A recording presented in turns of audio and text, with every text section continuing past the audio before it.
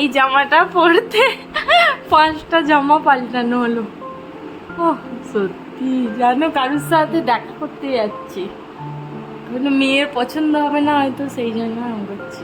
নমস্কার বন্ধুরা, কেমন আছে সব? আমরা অনেক ভালো আছি। সকাল বাজে এখন 9টা থেকে ব্লগটা শুরু করছি। এখন আমরা রেডি হয়ে যাচ্ছি বাপের বাড়ি। আজকে বিশ্বকর্মা পুজো, আর বিশ্বকর্মা পুজো আমাদের বাপের বাড়িতে রান্না আছে, তো রান্নার খাওয়া দাওয়া হবে। অনেক সবাই মিলেই যাব, গাড়ি করেছি আজকে, যেহেতু গাড়ি মানে চলাচল হয় না খুব একটা আমাদের এই দিকটা, তবুও চলাম আরামবাগের দিকটা, আর আমাদের বাড়ির ওই দিকটা মানে গুড়াপের দিকে খুব একটা গাড়ির চলাচল নেই, সেই জন্য গাড়ি করেই যাওয়া হচ্ছে সবাই মিলে। মুকুল আর আমি গেলে স্কুটিতে যেতাম, কিন্তু যেহেতু আমার শ্বশুর মশাই যাবে, তারপর আমাদের পাশের বাড়ির একটা দাদু একটা দিদু যাবে, সেই জন্য গাড়ি করেই যাওয়া হচ্ছে। চলো তাহলে তোমরা ব্লগ পুরোটা দেখতে থাকো।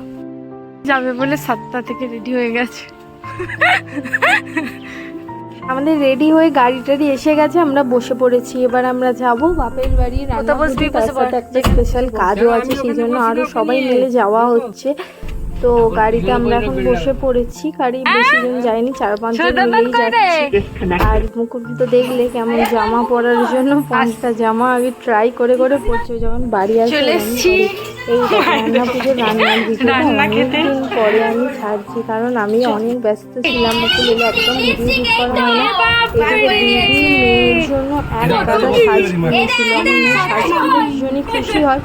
তো সেই সাজগুলো দেখে মানে একদম ভীষণ খুশি। এই যে এটা আমাদের একটা দিদা হয়, আর আমাদের এখানে একটা বললাম একটা কাজও ছিল, সেই কাজটাই খাতা কলমের একটা কাজ ছিল কাগজপত্রের, সেই কাজটাও করা হচ্ছে।